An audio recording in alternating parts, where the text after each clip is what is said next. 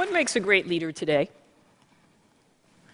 Many of us carry this image of this all-knowing superhero who stands and commands and protects his followers. But that's kind of an image from another time.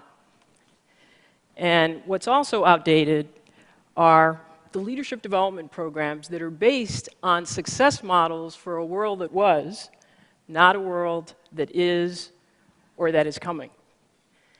We conducted a study of 4,000 companies, and we asked them, let's see the effectiveness of your leadership development programs. 58% of the companies cited significant talent gaps for critical leadership roles. That means that despite corporate training programs, off-sites, assessments, coaching, all of these things, more than half of the companies had failed to grow enough great leaders. You may be asking yourself, is my company helping me to prepare to be a great 21st century leader? The odds are probably not. Now, I've spent 25 years of my professional life observing what makes great leaders. I've worked inside Fortune 500 companies, I've advised over 200 CEOs, and I've cultivated more leadership pipelines than you can imagine. But a few years ago, I noticed a disturbing trend in leadership preparation. I noticed that despite all the efforts, there were familiar stories that kept resurfacing about individuals. One story was about Chris, a high-potential superstar leader who moves to a new unit and fails, destroying unrecoverable value.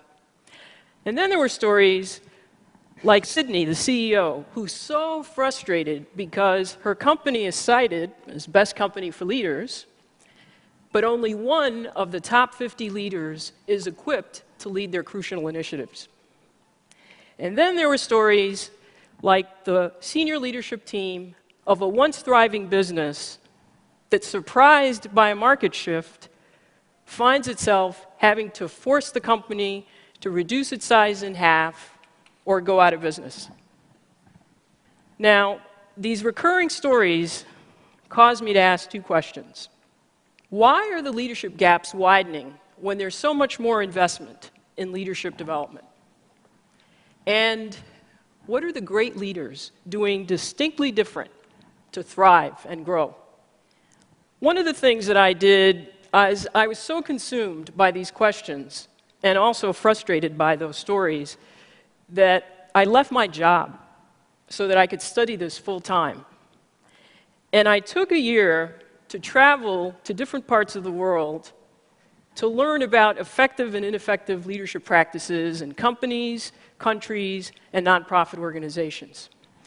And so I did things like travel to South Africa, where I had an opportunity to understand how Nelson Mandela was ahead of his time in anticipating and navigating his political, social, and economic context.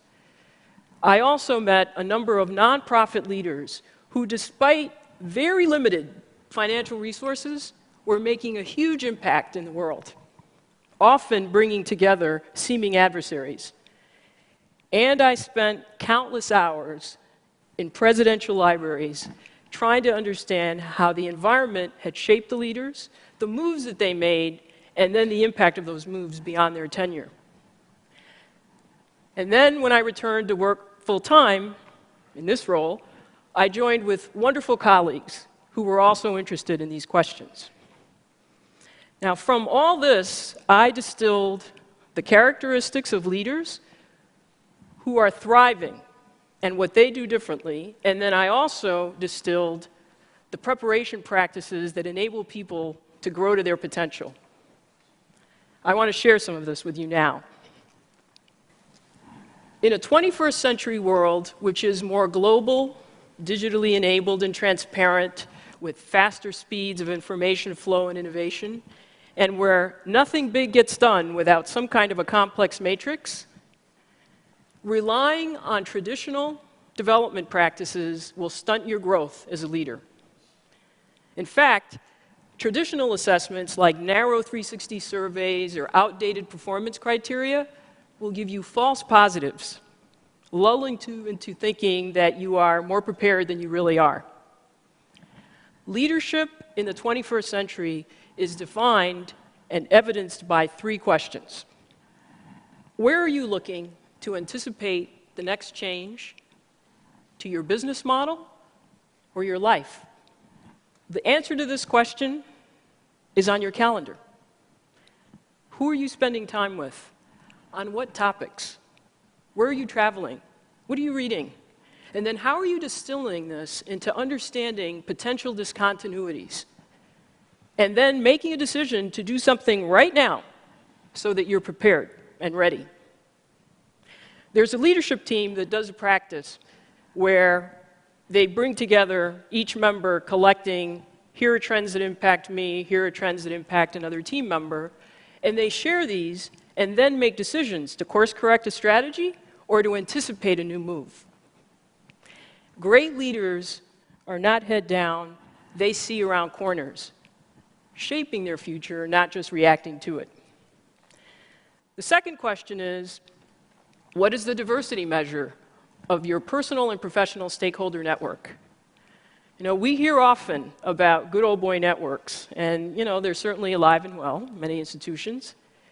But to some extent, we all have a network of people that we're comfortable with. So this question is about your capacity to develop relationships with people that are very different than you.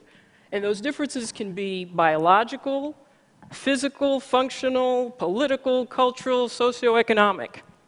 And yet, despite all these differences, they connect with you and they trust you enough to cooperate with you in achieving a shared goal. Great leaders understand that having a more diverse network is a source of pattern identification at greater levels and also of solutions, because you have people that are thinking differently than you are. The third question, are you courageous enough to abandon a practice that has made you successful in the past?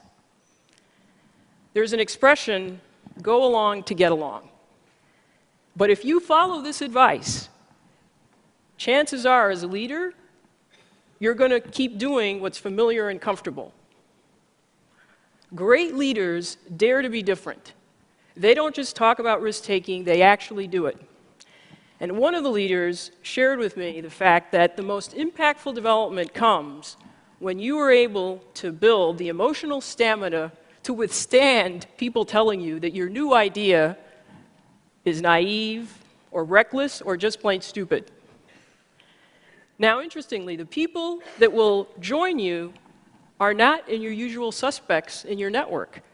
They're often people that think differently and therefore are willing to join you in taking a courageous leap. And it's a leap, not a step. More than traditional leadership programs, answering these 3 questions will determine your effectiveness as a 21st century leader. So what makes a great leader in the 21st century? I've met many, and they stand out.